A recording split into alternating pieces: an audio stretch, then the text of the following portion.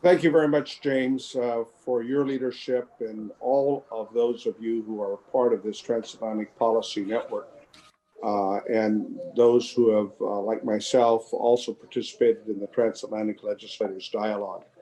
Let me restate, as I did shortly after the elections in November, that a new day has come.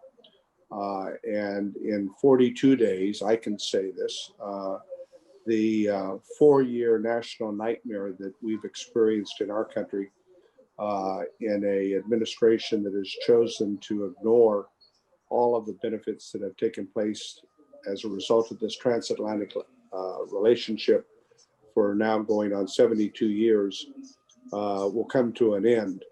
Um, the president-elect is well on his way to establishing his cabinet, and I think it is a solid cabinet that reflects a lot of experience and expertise in a host of areas, but specifically uh, placing a high importance on the partnership, the 7 decades of a relationship between the European Union and the United States, and all of the changes that have taken place over those 7 decades.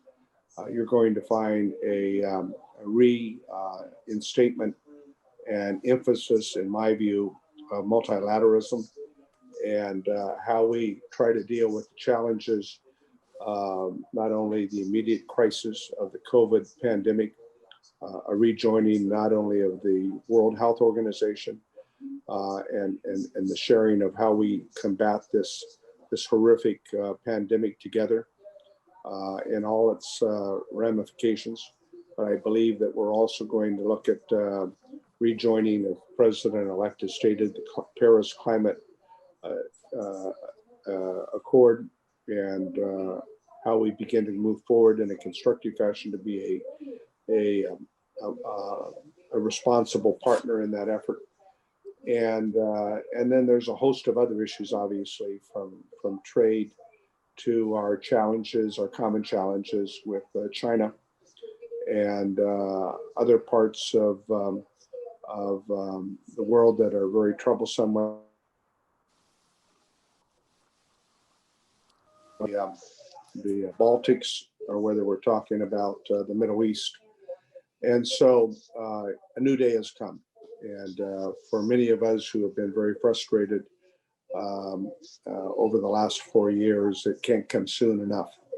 So let me thank all of you for your participation. And we will continue to work together with the Transatlantic Policy Network as we develop the agenda for next year. Uh, I believe that with the vaccines coming out, and congratulations in the UK with the first application yesterday, as we see that ability, that capability spread throughout Europe and here in the United States. I think that in the next 6 months, we're going to see a significant progress. The president-elect yesterday outlined a national plan. Imagine after 10 months of this pandemic, we're going to finally have a national healthcare plan to deal with it. But obviously, a lot of work needs to be done. We are likely to still have a continued divided government. We have those elections of those 2 Senate seats in Georgia, as many of you are aware of, in January 6th to be specific. I think the likelihood that the Democrats are going to prevail in both races is going to be difficult, but not impossible, obviously. Regardless, I think we're going to see President-elect Biden attempt to govern as a moderate, and but we've got our own challenges here at home, to be sure. So, with that, I'll be happy to continue to work together, because we must work together on all of the new opportunities, I think, that are going to come our way as a result of a renewal, a restart of this all important transatlantic partnership that we know is the foundation and the cornerstone toward Western democracies moving together to deal with the challenges we have in the 21st century. So thank you. Well, thank you very much indeed, Jim. Talking about how you have a new day, I know it's pretty early where you are, so it's a real thank you for being up so early. I know you're armed with at least one cup of coffee there, but it's really a great pleasure that you've been able to be with us in such a positive way in which you have spoken of our collaborative efforts together. So let me turn to our second speaker, who's Danuta Hubner. And Danuta, you were born in Warsaw and studied there, becoming a professor of economics in the early 90s. You were the economic advisor to the president of Poland at the end of that decade, before becoming Minister for European Affairs early in the first part of the next decade in 2001. You then became EU Commissioner for Regional Affairs between 2003 and 2009, when you were elected as a member of the European Parliament for the EPP group, the centre-right. There you've been chairman of both the Regional Affairs Committee and the Committee for Constitutional Affairs, and you're currently a member of the International Trade, serving as well on the EPP Brexit steering group, no doubt an issue of some real concern just now for you, but also a substitute member of the US delegation. We're extremely grateful that you are also with us today to be able to open this particular event. Danuta, please, over to you.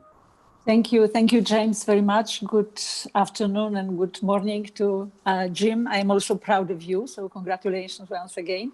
I agree with those who believe that when it comes to transatlantic relationship, I think the window of opportunity has been opened and we have to use it. But in spite, of course, of this very optimistic title for our meeting today, I think we need to start by being really straight with each other and acknowledge that the relationship over the past 4 years has suffered. And on this, I agree fully with Jim. But still, what the surprising thing is that after those years, we continue to be the biggest economic trade and investment relationship. And because of that, it is natural, and it will be natural also in the years to come, that there will be frictions and there will be disputes. But I think that we just what we have to do now, and here I think TPN should contribute to it, we should just be capable to manage those frictions and those tensions, and based on trust and confidence at all levels. So this is also, I think, our task today. So I think now we have both opportunity, but also obligation to repair, to renew, to revitalize our relationships. And I think that we all probably are aware fully that there is a long history of transatlantic projects, initiatives, processes. And of course, some of them have run into rough seas. And there are many of us who continue to suffer from the nostalgia for TTIP. But it is important now to be focused on what matters most and find new ways of answering old problems that will be popping up. And this means finding ways to find speedy agreement on a small number of concrete issues, but also take a joint approach to geopolitical global challenges. Relations we need to build must fit the world of tomorrow. And this is, I think, very important for us to remember. We also, I think, can say that we all care about sustained prosperity of both US and the European Union. And this, of course, will require deep cooperation in building a climate-friendly transatlantic business model, a shared digital economy, and both business practices and supportive public policies that can successfully compete globally. And I think it would be useful to agree on a focus that would cover areas which we have been discussing for quite some time also in TPN framework. And I think here of what also I think Jim mentioned as an important issue, which is this whole post-COVID cooperation, economic cooperation that would bring resilience, that would bring jobs and prosperity. We should focus on digital transformation. This is really the future, and we have no other choice but to do it. But also, and we were very pleased to hear also this way of thinking from Joe Biden, we have to focus on sustainability and climate change. We finally have a partner there to talk. And then I would say that global rules-based system, including persuading China to take more responsibility as a global economic actor, and also reforming together the WTO. This is also a very important area for our focus. And lastly, let me say that also working together to ensure that our people here and in the US, that our people's security is protected from new and also proliferating threats, whether coming from cyber terrorism or other sources. Regarding the digital transformation, I would like to say a few words because I somehow see it as a big opportunity for our transatlantic partnership and working together. We know that the EU is already moving forward towards implementation of its plan to create a regulatory framework for the digital transformation of its single market, with legislative proposals, many of them already issued. But there is still, I believe, an unprecedented opportunity, and there is still time for the EU and the US to move together forward with a greater appreciation that commonly desired outcomes can be delivered through transatlantic cooperation and regulatory convergence on emerging technologies, which is, I believe, I continue to be obsessed with it, and I believe we should start really taking it seriously. I think that regulatory disparities in many areas, but specifically in those new technologies, might not produce a win-win situation for anybody. And a good example here could be the area of the artificial intelligence, where we have to resist the temptation to go alone in this area and look for a better way, which would be together. Harnessing the respective strengths of the EU normative power, we are a superpower and when it comes to legislation and setting the norms and standards.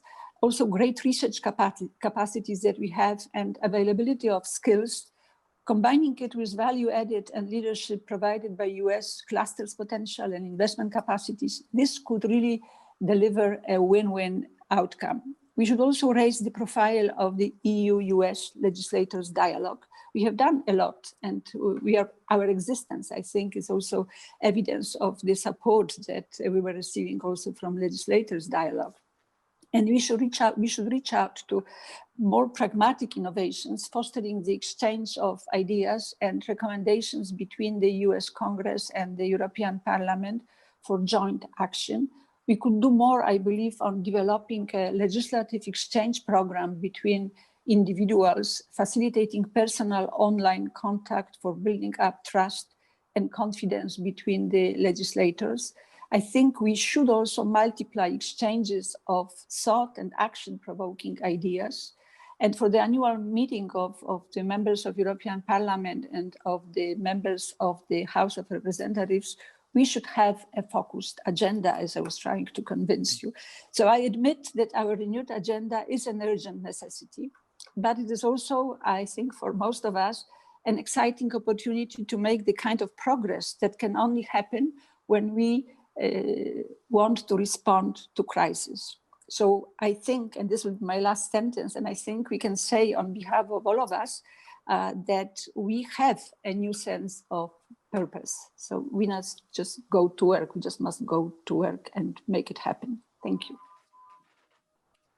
Danuta, thank you very much indeed for those inspiring words. And along with Jim, it's been a wonderful way to start this particular event, because as we've found in the work which TPN has done in the last couple of years, there's a really quite a strong alignment on the major issues on both sides of the Atlantic, which I think gives us real hope and optimism that we can indeed achieve a great deal in the next 2 or 3 years. And under your joint leadership in TPN, I think we're really blessed to have 2 superb chairmen. And thank you very much indeed for being with us for this opening session.